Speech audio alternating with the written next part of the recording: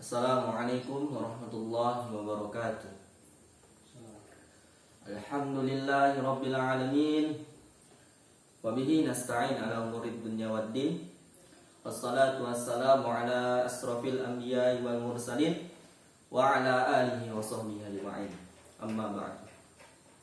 Alhamdulillah, kesempatan kali ini kita akan membahas, atau lebih tepatnya akan membedakan hadis hasan, hadis sahih, dan hadis dhaif. Apa itu hadis hasan? Ma rawahu adlun khafifud dhabti bisanadin muttasilin wa sallama minas nuzuli wal illah al-qadihah. Artinya, hadis hasan ini hadis yang sanadnya jelas, adil, tetapi dia tuh khafif. Apa itu khafif? Ingatannya itu sedikit rada-rada kecil, sedikit agak lupa. Nah, beda sama tamud. Nah, di tamud ini kita akan jelaskan di hadis sahih. Apa itu hadis sahih? Ma rawahu adlun ma huwa adlun tamud dhabti bisanadin mutasilin wa sallama minas suduri wal illah al-qadihah. Yang artinya, kalau hadis hasan ini ialah hadis yang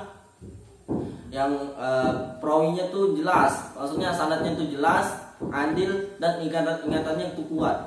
Contohnya, Nabi itu bersabda kepada para sahabat, misalnya Nabi ini sabda A, nah otomatis yang sahih ini langsung mengingatnya A. Nah, beda sama yang hasan.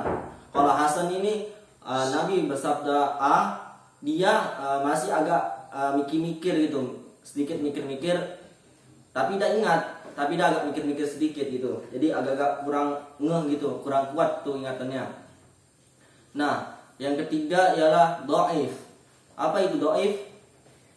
Hadis dhaif adalah hadis ma khalal an syuruti sahih wal hasan. Dia itu tidak termasuk hadis sahih dan hadis hasan. Karena kenapa?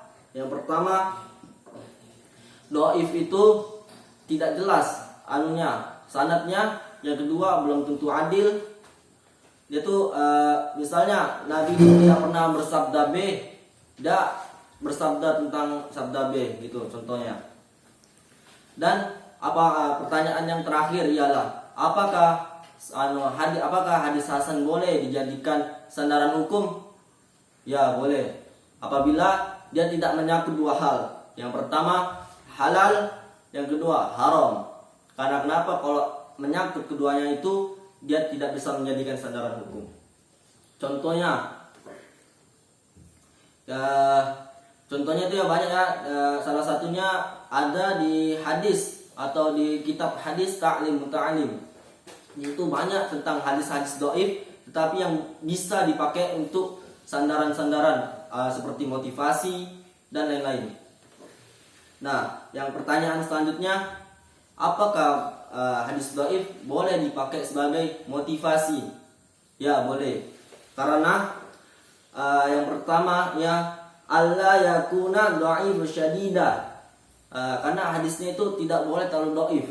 Boleh jadi sandaran sandaran motivasi kalau hadisnya tidak terlalu dhaif. Yang kedua, alla anin Nabi sallallahu alaihi wasallam qol. Kita tidak meyakini bahwa Rasulullah yang bersabda tentang hadis dhaif ini. Karena yang tadi saya sampaikan bahwa hadis dhaif itu belum tentu Rasulullah bersabda, gitu ya. Nah, habis itu dhaif itu tidak bisa menjadi sandaran ya. Sekali lagi saya tegaskan, dhaif itu tidak bisa menjadi dasaran hukum. Karena kenapa? Karena banyak dia berpaling, hukumnya itu berpaling karena Rasulullah tidak mengatakan A, dia mengatakan A dengan sandaran nama Rasulullah di depannya ya. Ya. Sekian dari saya. wa taufiq wal hidayah. Assalamualaikum warahmatullahi wabarakatuh.